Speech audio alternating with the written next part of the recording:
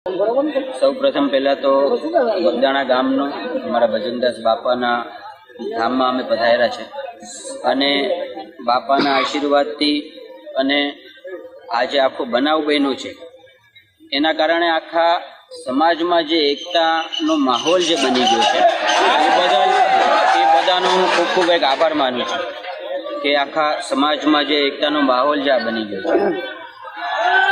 દિનેશભાઈ, તમે અને તમારા કાકા બાપુજી દ્વારા સરકારમાં ખાસ આગેવાનો દ્વારા રજૂઆત એસઆઈટીની રચના થઈ, આ તપાસ શરૂ થઈ છે। જે આરોપીઓ છે તેને રિમાન્ડ પર પણ લીધા છે વધારાના। આ તપાસને કઈ દિશામાં જોવો છો, કેટલી અપેક્ષા આશા?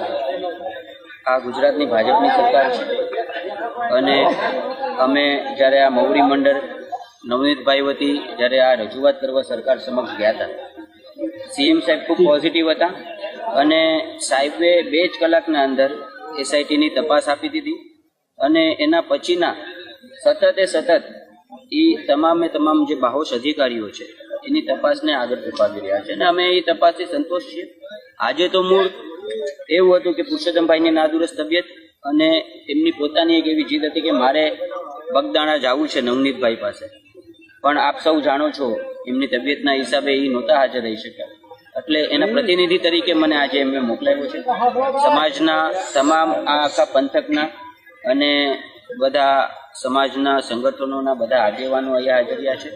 કોળી સેના છે, અખિલ ભારતીય કોળી સમાજ છે, માનદાતા છે, આ બધા સંગઠનોના પ્રમુખોય મારી સાથે અહીંયા હાજરિયા છે। સમાજના મુખ્ય પ્રમુખોય આજુબાજુના ગામથી બધા સરપંચો પધાર્યા છે, એટલે સમાજમાં જે આ એકતાનો માહોલ છે એ માહોલને હું બિરદાવું છું અને મને પૂરેપૂરો વિશ્વાસ છે એ બાબતે કે 100% અમે આખો આ સમાજ ભેગો થઈને મારા ભાઈને હું ન્યાય આપું। ભાઈ, જે પ્રમાણે અત્યારે સીટ જે પ્રમાણે તપાસ કરી રહી છે, કેટલો વિશ્વાસ છે અને કઈ પ્રકારની સૂચનાઓ આપવામાં આવી છે સરકાર? 100% સરકાર જ્યારે સીએમ સાહેબ ને બધા મૌરી મંડળ હતા એ પછી આ ભાજપની સરકાર છે। આ સરકાર ક્યારે પણ કોઈ આવા લુખા તત્વોની દાદાગીરી ચલાવી નથી અને ભવિષ્યમાં ક્યારે આવી કોઈ લુખા તત્વોની દાદાગીરીઓ ચલાવવામાં આવશે નહીં।